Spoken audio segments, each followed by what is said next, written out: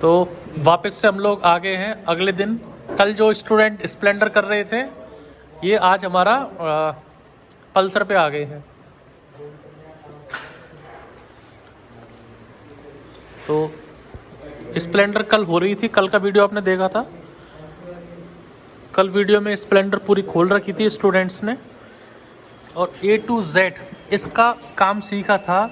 CDI में क्या होता है, पिकअप कॉइल से करंट कैसे आता है, अंदर कैसे जाता है CDI में, HT में कैसे जाता है, स्पार्क प्लग में कैसे जाता है, चार्जर में कैसे जाता है, हॉर्न कैसे काम करता है, ये तो सीखी थी वायरिंग। इससे पहले क्या सीखा था, इंजन रिपेयर कैसे होता है। आप हमारे पुराने वीडियोस देखेंगे, आपको ये पूरा इंजन खुलता हुआ हर गाड़ी का दिखेगा, चाहे वो रॉयल इनफील्ड हो, चाहे पल्सर हो, चाहे स्प्लेंडर हो, चाहे एक्टिवा हो, FZ हो, चाहे अपाचे हो, और अभी जो चल रहा है वो पल्सर का चल रहा है। हज़ारों स्टूडेंट आए, निकल गए, लेकिन जो नए हमारे जो व्यूअर्स हैं, नए जो हमारे वीडियो को देख रहे हैं, उनके लिए हम लोग यहाँ पर डेली वीडियो लाने की कोशिश करते हैं। क्योंकि ऐसा नहीं है कि हम लोग सिर्फ बनावटी वीडियो बना रहे हैं, दिखावटी वीडियो। जो यहाँ पर होता है उसको हम लोग आपको दिखाते हैं। अब आपको जज करना है कि ऐसा ट्रेनिंग सेंटर पूरे इंडिया में कहीं है और नहीं है, तो आप आ सकते हैं। बाइक्स आप यहाँ पर सारी देख सकते हैं। रॉयल इनफील्ड है, R15 है, पल्सर है, स्प्लेंडर है, एक्टिवा है, FZ है, अपाचे है। वहाँ पर इलेक्ट्रिक व्हीकल्स और वहाँ पर भी इंजन का काम अभी चल रहा है। यहाँ पर बात करें तो एक पल्सर यहाँ पर है, एक पल्सर अभी ये लोग लग रहे हैं, ये KTM है, वहाँ पर पल्सर NS है।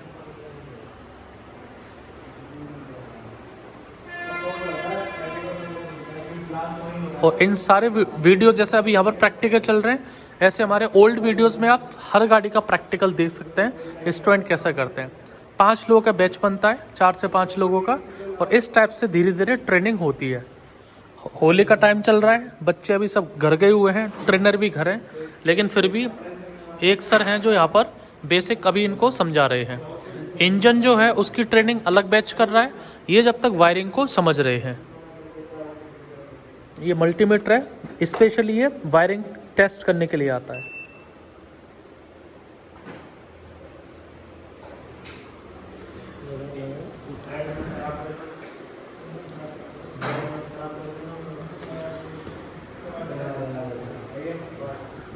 अब वहाँ चलते हैं, वो लोग क्या कर रहे हैं इंजन में, देख लेते हैं। पहचान क्या है, ये क्या देख के समझे कि ये इनलेट और आउटलेट है।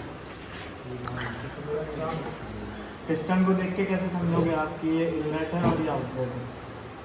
पिस्टन में जो मार्किंग होता है स्लेब्स तरफ में, वो मार्किंग इसमें क्या है मार्किंग,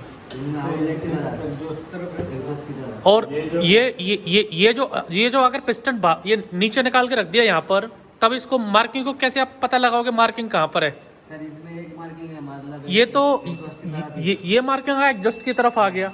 अब मान लीजिए कि आपको सिर्फ पिस्टन दिया हुआ है, ये हाथ में पिस्टन हाथ में आपके में, आपने इंजन में से पिस्टन नहीं निकाला, या आप वहां से आप मार्केट से लेके आए हैं, अब आपको पूछ रहा है कि एग्जॉस्ट वाल्व कहाँ पर आएगा, इनलेट वाल्व कहाँ पर है, कैसे बताएंगे आप इस मार्किंग को छोड़ के। पिस्टन में मार्क दिया हुआ रहता है, इनटेक लिखा रहता है। सर जिसमें मार्किंग नहीं होता उसमें खांचा बना होता है। हाँ, जो बड़ा वाला है वो इंटेक की तरफ ये होता है। ये क्या बोल रहा है, जिसमें अगर ये मार्किंग नहीं होगा उसमें कैसे पता लगेगा आप। एग्जॉस्ट वाला छोटा होगा, इंटेक वाला बड़ा होगा। एक खांचा बना राजकुमार रामकुमार क्या बोला इन्होंने, एग्जॉस्ट का छोटा होगा, कहाँ पर होगा, इसमें कहाँ पर होगा, यहाँ पर कट रुको एक बार, यहाँ पर मान लीजिए यहाँ पर ये मार्किंग नहीं है, ये तो अभी एग्जॉस्ट की तरफ है, मान लीजिए कुछ पिस्टन मार्किंग नहीं आएगी, तो कैसे पता लगेगा कि पिस्टन को कहाँ लगाओगे आप। बल्ब की कट रहेगा ना, हाँ, वाल्व का कट रहेगा, कहाँ पर कैसा रहेगा, इंटेक में बड़ा रहेगा, एग्जॉस्ट में छोटा रहेगा।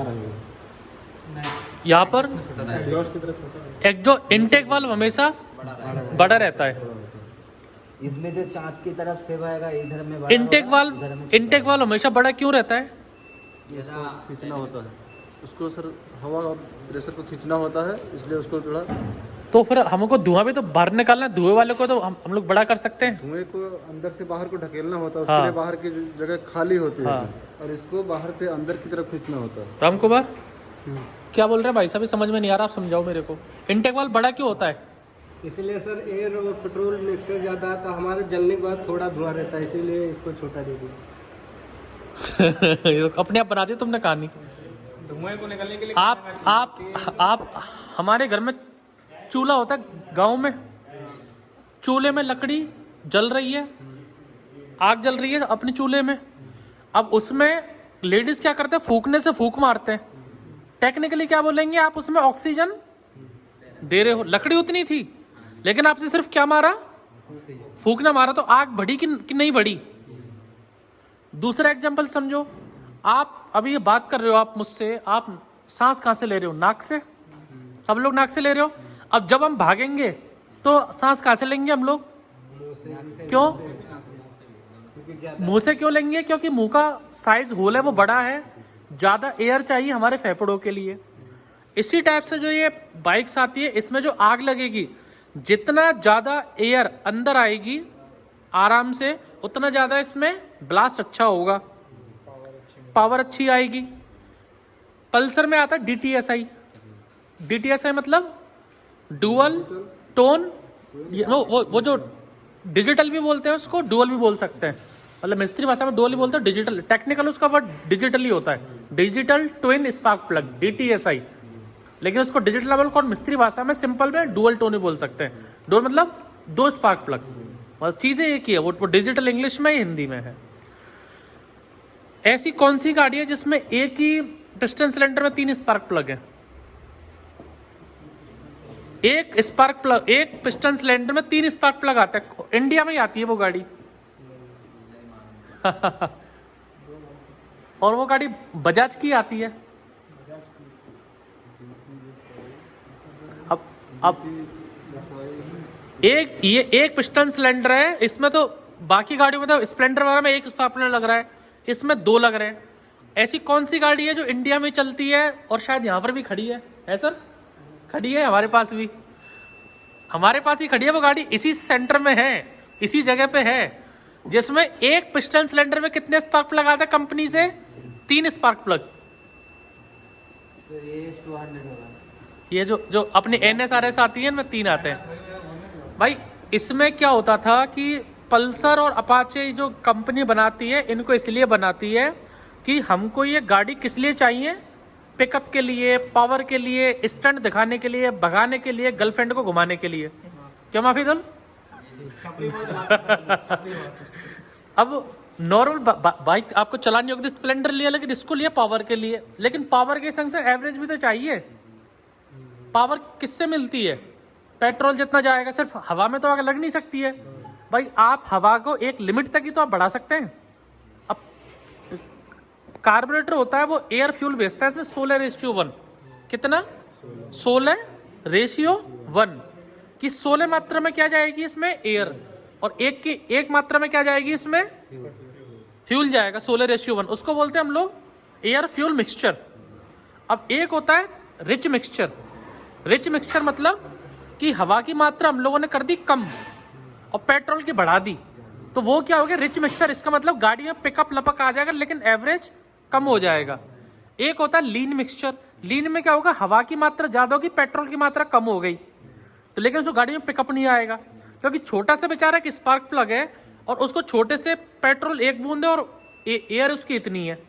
तो जब ये बजाज कंपनी को जब डिजाइन कर रहे थे पल्सर के इंजीनियर, तो उन्होंने सोचा कि हम लोग इसमें ज्यादा से ज्यादा एयर इसमें क्या करते हैं? ज्यादा इंटेक करते हैं एयर इसके अंदर। और एयर जितनी इसके अंदर इंटेक करेंगे, उससे क्या होगा कि बेचारा एक स्पार्क प्लग इतना सामर्थ्य नहीं था कि फटाक से पूरी हवा में आग लगा दे, क्योंकि पेट्रोल कम है, एयर ज्यादा भेज दी हम लोगों ने इसमें। तो एक स्पार्क प्लग बेचारा या फिर कर भी रहा था तो उसमें बहुत टाइम लग रहा था। भाई एक इसमें मैंने पेट्रोल भर दिया, अब एक तो मैं इसकी मामूली से हल्की सी एक चिंगारी लगाऊं और एक पूरा बड़ा सा चिंगारी लेके इसे पटक दूं, किसमें ब्लास्ट होगा आपका जल्दी? कौन से वाले में? ज्यादा वाले में होगा। तो इसलिए इस स्पार्क प्लग में, पिस्टन सिलेंडर में हम लोगों ने कितने स्पार्क प्लग लगा दिए? 2 स्पार्क प्लग लगा दिए। तो इससे पावर बढ़ गया, पिकअप बढ़ गया, एवरेज बढ़ गया, लेकिन हम लोग आदमी, हमें चैन नहीं पड़ता, और पावर चाहिए और पिकअप चाहिए, लेकिन एवरेज भी चाहिए। फिर हम लोगों ने जब बजाज के इंजीनियर ने NS और RS जब लॉन्च की थी, तो उसमें क्या हुआ था कि जब ये NS और RS जब लॉन्च कर रहे थे, तो वापस से हम लोगों का ये था कि NS RS को और स्पोर्टी बनाया जाए, और इसमें पावर दी जाए, और इसमें स्पार्क दिया जाए। तो उन्होंने थोड़ी सी मात्रा इसमें एयर की और बढ़ा दी, हवा की मात्रा। लेकिन अब वो 2 स्पार्क प्लग क्या थे, दोनों इसका आग नहीं लगा पा रहे थे, तो उन्होंने क्या कर दिया, एक ही पिस्टन सिलेंडर में 3 स्पार्क प्लग लगा दिए। पेट्रोल उतना ही है, 1:1 रेशियो पे। हवा जो 16 थी हम लोगों ने 18 कर दी, ज्यादा कर दी, लेकिन उसको सेंसिंग क्या कर दिया, स्पार्क प्लग भी लगा दिया। तो अब ये तो चीज हम लोग भी आ गया, इसको कॉपी करते करते करते रॉयल एनफील्ड था, उसने भी कर दिया ट्विन स्पार्क प्लग। अब इसमें होता क्या है, ये हेड रखा उल्टा करके। अब ये 4 वाल्व टेक्नोलॉजी, वो 4 वाल्व क्यों किया है? अब ये जो मान लीजिए एक इसमें जो गैप है, ये आपका है बड़ा, ये जो इंटेक वाल्व है ये आपका बड़ा है, ये एग्जॉस्ट वाल्व आपका छोटा है। इसका प्लान आपने यहाँ लगा दिया, यहाँ लगा दिया। अब ये जो साइड में जो गैप है, इसमें ये वाला गैप है, ये वाला गैप है, ये वाला गैप है, ये तो फ्री छूट गया ना हमारा। हम लोगों ने फिर दिमाग लगाया इसमें कि साला इस गैप को भी मैं कैसे यूज करूं, जो ये दिख रहा है माफी दो, ये जो गैप है ना, इसको भी मैं कैसे यूज करूं। तो मैंने सोचा कि अरे एक काम करता हूँ, दोनों वाल्व को हटा के छोटे छोटे 2 वाल्व तो यहाँ लगा देता हूँ, और छोटे छोटे 2 वाल्व यहाँ लगा लेता हूँ। भाई ये जो वाल्व है ये गोल रहता है, चौकर तो रहते नहीं, वाल्व गोल है। अगर मैं गोल अगर इसको मैं बढ़ाते जाऊंगा तो ये फिर इसकी जो एरिया से बाहर आ जाएगा ये। तो मैंने क्या किया कि इस दोनों एरिया को कवर करने के लिए छोटे छोटे वाल्व 2 लगा दिए। तो उससे क्या हुआ, जो साइड वाला एरिया था, ये वाला एरिया और ये वाला एरिया, ये पूरा कवर हो गया। तो जो ओवरऑल जो एयर की मात्रा आनी थी वो और बढ़ गई दोनों इनटेक वाल्व से। ये वाला जो धुआं जो निकल रहा था, क्योंकि एयर तो आपने खींच ली, अब एयर खींचने का मतलब है कि आप अभी सांस ले रहे हो, तो आप खींच रहे हो, तो वजन किस पे पड़ रहा है, हमारे फेफड़ों पर पड़ रहा है खींचने में। और एक जैसे हॉस्पिटल में कोई मरीज है, भर्ती हो जाता है, उसके बॉडी में जान नहीं है, वो एयर को नहीं खींच सकता, तो वो क्या करते हैं, उसके मुंह में ऑक्सीजन लगाते हैं कि प्रेशर से हवा उसके अंदर जाए। देखा है आईसीयू में मरीज के मुंह में लगा रहे हैं हम लोग, प्रेशर से ऑक्सीजन भेज रहे हैं। यही फिनोमिना कहा लगता है हमारे टर्बोचार्जर में। टर्बोचार्जर क्या करता है, बाहर से हवा को खींच के इंजन में प्रेशर से भेजता है। तो मेरे जो फेफड़े हैं वजन नहीं पड़ा। अगर इसमें इंटेक वाल्व में मान लीजिए कुछ भी इंटेक वाल्व प्रॉपर नहीं खुल पा रहा, कैम शाफ्ट की वो लोब से वो घिस गई, पूरा नहीं खुल पा रहा, तो इसको तो आग लगने के लिए तो आपको एयर चाहिए। तो पिस्टन जितना वैक्यूम क्रिएट कर रहा है, वजन किस पे पड़ रहा है, लोड किस पे आ रहा है, इंजन के ऊपर ही आ रहा है लोड। भाई हवा तो इंजन ही खींच रहा है, पिस्टन नहीं ऊपर से नीचे। डॉक्टर की सिरिंज है, वो पीछे कैसे, तभी तो आती है वो अपने बुढ़ियाती सिरिंज। तो जो सिरिंज को बाहर खींच रहे हैं, लोड तो आपको लगाना पड़ रहा है, ऐसे इंजन को आपको लोड आपको लगाना पड़ रहा है।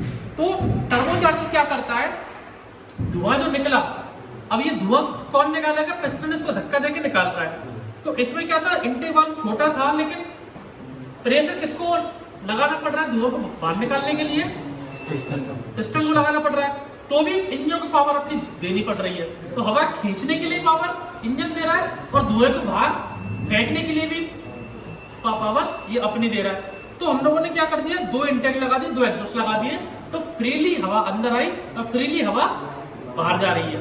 अब टर्बोचार्जर लगाते वहीं है जहां पर इंजन हमारा थोड़ा हैवी सीसी हो, 1000 सीसी से ऊपर हो, क्योंकि टर्बोचार्जर का जो धुएं को घुमाने के लिए उसकी फिन से टरबाइन ब्लेड है, उनको घुमाने के लिए किसका प्रेशर चाहिए, धुएं का प्रेशर।